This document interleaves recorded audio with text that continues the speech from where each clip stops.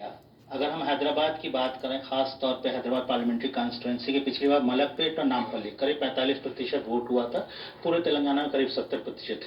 कितना इम्पोर्टेंट है लोगों का वोट करना? नहीं, देखिए, ये जो जनरली बड़ी अफसोसनाक बात है कि जितने हमारे अर्बन सिटीज हैं, शहर हैं, शहरी इलाके हैं, वहां पर वोटर में बड़े ही एक्साइटमेंट नहीं होता वोट डालने के लिए।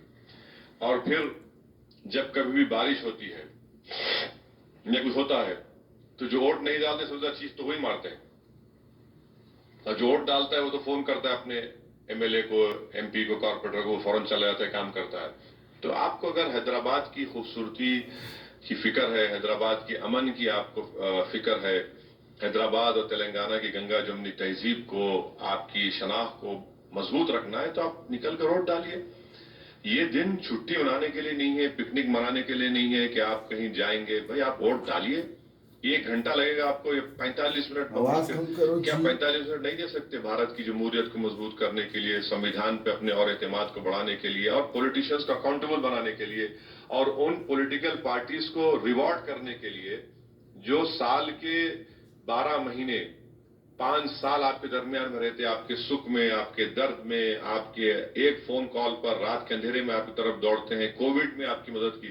तो इन सब के लिए आपको जरूरी है कि आप निकल कर वोट डालें। और जो कैंडिडेट आपको पसंद नहीं है, घर में बैठकर आप बोलेंगे यार वो बेकार है और बकवास करता है ये, और मेरी शनाख्त को खतरा पैदा करना चाह रहा है, तो भाई आप निकल के वोट डालिए, आइए। आपने करीब 100 से ज्यादा दौरे और सभाएं की सर अपने इलाके में, करीब 9 जगहों पर आप कॉन्टेस्ट कर रहे हैं, 9 सीटों पे कॉन्टेस्ट कर रहे हैं, 100 से ज्यादा सभाएं की। क्या लगता है, मुद्दा क्या है, क्या होगा, क्या लगता है? देखिए, अभी तो आज मतदान का दिन है, हक रायदही का दिन है, तो मैं नहीं बोल सकता इन सब चीजों को, बट जितना भी हम मेहनत किए, मुझे यकीन है कि इंशाअल्लाह ताला अल्लाह उसको कबूल करेगा। अवाम हमारी इस मेहनत को, सिर्फ इलेक्शन की मेहनत नहीं बल्कि पहले भी जो हम हमारे जिम्मेदार पार्टी के लोगों ने हमारे बूथ प्रेसिडेंट से मेहनत की, वो सब उनके सामने आया है, उनके सामने है। वो इंशाअल्लाह उन तमाम चीजों को देखकर एक अच्छा फैसला लेंगे, और मुझे यकीन है कि हम अपने 7 सीटों को रिटेन करेंगे, और 2 जगह पर भी इंशाअल्लाह ताला हम कामयाब होंगे। और जो हमारा जो तेलंगाना के लिए जो हमने जो फैसला लिया, इंशाअल्लाह ताला उसमें भी हमको कामयाबी मिलेगी। अवाम उसको समझ गई है, और इंशाअल्लाह ताला आप देखेंगे कि अच्छा नतीजा आएगा। कांग्रेस के सांसद हैं, तेलंगाना का प्रमुख हैं रेवंत रेड्डी, उन्होंने वोट डालने के बाद दावा किया कि 9 तारीख को तो हम शपथ ले रहे हैं, कांग्रेस की सरकार है। हाँ, वो बोलते रहते हैं ना, उनको तो बोलना ही पड़ेगा, कुछ ना कुछ तो बोलना पड़ेगा।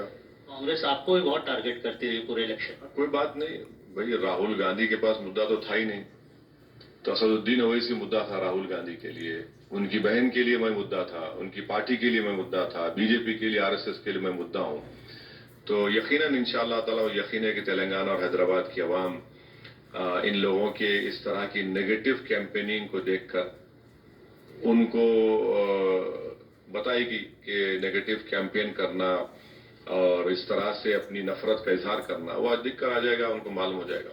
आपने बात की सर, उनके पास कोई मुद्दा नहीं, आपको टारगेट करते हैं, वो आपको बोलते हैं आप एक धर्म विशेष की राजनीति करते हैं, पोलराइजेशन आपने देखा है? कहाँ है, कौन, हमारा बताइए। हमारे कोई भाषण पर ईसीआई ने नोटिस दिया? अगर हम कोई किसी धर्म विशेष के बारे में कभी ना बोले हैं, ना इंशाल्लाह कभी बोलेंगे। अगर हम बोलते तो आप लोग छोड़ देते हमको, आप लोग तो चला देते हमको, सूली पे चढ़ा देते आप लोग। तो सब कुछ भी नहीं है, ये इनकी हिमाकत है, ये इनका फ्रस्ट्रेशन है।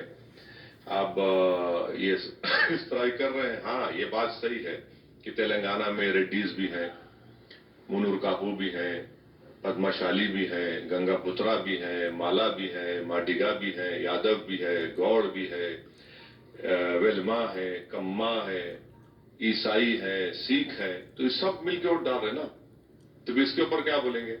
इन सब चीजों को आप तो बाजू नहीं हटा सकते। ये भी तो हमारी राजनीति की सियासत की हकीकत है। इस बार कई सर्वे सर और कई वीडियोस, कई ऑडियोज वायरल हुए, वो भी एक चुनावी हिस्सा बन गया है। लोग उसको फेक वीडियोस, फेक सर्वेस और फेक ऑडियोज बोल रहे हैं।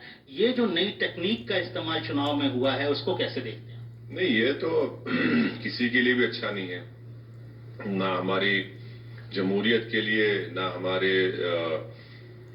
سائبر سیکیورٹی کے لیے. دیکھیے سمویدھان میں رائٹ ٹو ڈگنیٹی ایک فنڈامنٹل رائٹ ہے اور آپ کوئی سے کھلواڑ نہیں کر سکتا ہے. اور حالیہ مہینوں میں ہم دیکھیں کہ خواتین کو ٹارگٹ کیا جا رہا ہے, ان پر حملے کیے جا رہے ہیں, ان کو برا دکھانے کی کوشش کی جا رہی ہے. تو یہ ضروری ہے کہ جو ہماری اسٹیٹ گورنمنٹس ہیں, سینٹرل گورنمنٹ ہے, وہ سختی سے اس کا نوٹس لے, ان لوگوں پر ایکشن لے اور ایک میکینزم ڈیولپ ہونا چاہیے. بھائی جب آپ فون ٹیپ کر سکتے تو ان کو کیوں نہیں دیکھ سکتے آپ؟ ان کو دیکھیے. اور یہ آگے مجھے لگتا ہے کہ ECI کو بھی اس میں بہت کچھ کرنے کی ضرورت ہے. اس پر بھی یہ جو فیک سرویز آتے ہیں, پھر چناؤ کے کیمپیننگ کا وقت ختم ہونے کے بعد کوئی ایک پیسے لے کر کسی ایک پارٹی کے اس کا ایک انٹرویو ڈال دیتا ہے 2 منٹ کا, اور یہ سمجھتا ہے کہ میں اپنے فیس بک پہ نہیں ڈالا تو واٹس ایپ پہ تو معلوم ہو جاتا ان کے نمبر کے ساتھ کہ انہوں نے کب ڈالا اس کو.